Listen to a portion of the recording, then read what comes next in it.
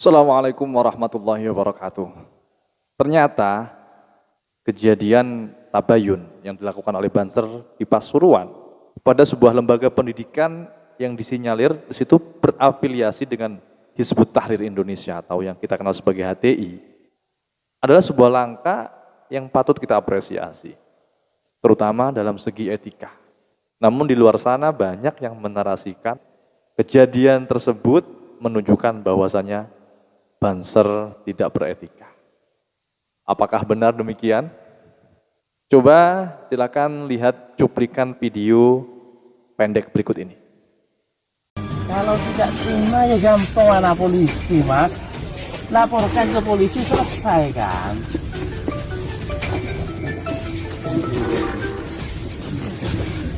Halo. Iya. Dia dan kau benang ya, ngaring ngelobung kok Banser ya. Ya wes. Jadi begitu Pak Muafi. Oke.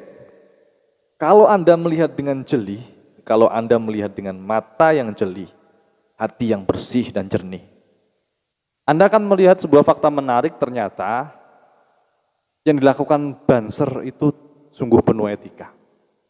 Etikanya di mana? Ketika melakukan dialog, walaupun mungkin sedikit panas ya, dan saat si pengusung khilafah ini menerima telepon, apa yang terjadi? Semuanya diam. Semuanya memberikan kesempatan si kiai pengusung khilafah ini untuk mengangkat teleponnya, untuk menjawab panggilannya. Dan semua anggota Banser yang ada di situ semua diam. Tidak ada yang memaki, tidak ada yang merebut ponselnya, dan itulah etika. Dan lagi, dari segi bahasa kita bisa melihat kata yang sering kali diucapkan sampean. Sampean itu kalau dalam bahasa Jawa memiliki strata bahasa yang lumayan halus lah. Ya, karena ada kowe, kon, sampean, panjenengan. Nah, sampean ini ya di tengah-tengah, bukan yang bahasa yang kasar dan bahasa penghinaan tidak, tapi masih memposisikan si orang tua tadi, si pengusung khilafah ini sebagai orang tua, masih tetap memposisikan seperti itu. Ya. Ini yang harus kita lihat dengan jernih. Masyarakat Pasuruan ada bahasa yang lebih kasar, koen. Ini bahasa yang lebih kasar. Kalau seandainya Banser tidak memiliki etika. Tapi nyatanya apa? Banser tidak melakukan demikian. Walaupun Bapak Kiainya HTI ini sudah nyata-nyata salah. Tapi ternyata Banser masih memperhatikan etika-etika yang ada. Ya, yang pertama, ketika Pak Kiai tadi mengangkat telepon, semua Banser diam, menghormati, mempersilahkan adanya komunikasi antara Pak Kiai dengan orang yang ditelepon tadi. Kalau seandainya Banser tidak beretika, ada kemungkinan HP-nya akan direbut, ada kemungkinan dilarang untuk mengangkat telepon, karena pada saat itu masih terjadi dialog. Kalau kita melihat dengan kacamata jernih. Dan yang kedua, bahasa sampean tadi, saya ingatkan kembali, adalah bahasa yang masih memiliki strata di tengah, tidak di bawah, tidak juga terlalu di atas. Ya, jadi artinya di sini teman-teman Banser Pasuruan Bangil masih sangat beretika sekali. Kalau ada yang mengatakan Banser tidak beretika, itu berarti tidak bisa membaca etika yang tersirat. Loh, kan itu bentak-bentak. Itu yang dinamakan tidak beretika. Oke, saya jawab sedikit di sini. Bentak-bentak itu bukan berarti tidak beretika. Oke, cobalah dibayangkan. Ada sekelompok, sebuah lembaga pendidikan, dan dia nyata-nyata ingin menyebarkan paham terlarang, Hizbut Tahrir di negara ini. Apakah harus dengan cara kalem? Panjenengan mbok ya jangan menyebarkan khilafah. Wong khilafah itu sudah dilarang. Apa bisa seperti itu? Coba pikir dengan logika. Ada sekelompok orang, ada sekelompok organisasi terlarang yang masih melakukan aktivitasnya. Kemudian kita masih baik-baik saja. Justru kalau demikian, perlu dipertanyakan rasa nasionalisme kita. Karena kita tahu sendiri, orang-orang simpatisan HTI itu diajak ngomong baik nggak bisa. Lihat di media sosial. Orang yang tidak sepakat dengan dia akan disebut PKI, antek asing, kafir, tauhid, penjilat, penguasa, dan lain sebagainya. Itu nyata.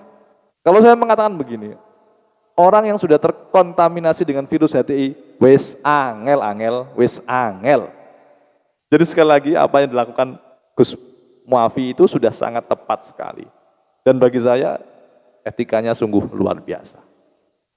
Kalau Anda masih santai-santai saja menghadapi orang yang ingin merongrong ideologi Pancasila, maka jiwa nasionalisme Anda perlu dipertanyakan. Oh, sudah jelas kok pemerintah sudah melarang aktivitas apapun yang berbau dengan HTI. Ya syukur-syukur tidak dijotos itu orang. Ya, ini masih menunjukkan bahwasanya apa yang dilakukan Banser masih dalam koridor yang benar. Sebuah analogi begini. Ketika Anda melihat orang yang nyata-nyata menyebarkan ideologi PKI, membawa bendera PKI. Ini konteksnya sama, antara PKI dan HTI sudah menjadi organisasi terlarang di negara kesatuan Republik Indonesia. Apakah Anda akan menasehatinya baik-baik saja?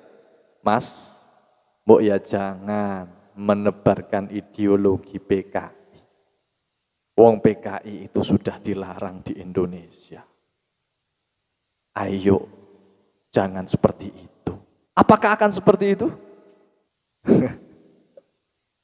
Tidak mungkin sekali. Jadi sekali lagi saya katakan apa yang dilakukan Gus Muafi itu sudah sangat tepat sekali. Kenapa?